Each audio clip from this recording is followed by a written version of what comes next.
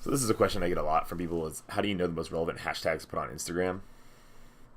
And I like this person. He's like, use tools, but it doesn't look like he gives you a tool to use. Research your competitors. That's a pretty good one.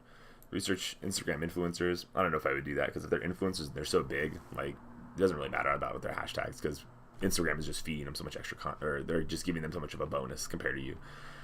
And then first research your audience. Yeah, I guess maybe. But like, let's say you're like a photography page. Okay, come to this website. It's called hashtagify.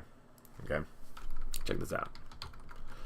You punch in whatever your major keyword is. Like if you're a photography channel, put in photography. If you're a hiking channel, put in hiking, or an Instagram page. Put it whatever it is, right? Plumbing, whatever you want. Okay. And then it's going to give you a set of hashtags here, right? Photo, travel, art, camera, arts. And then what you can do is you can then click on one, and it'll give you another set: photo of the day, nature, landscape, pictures, travel, art, image. And then you can click on another one: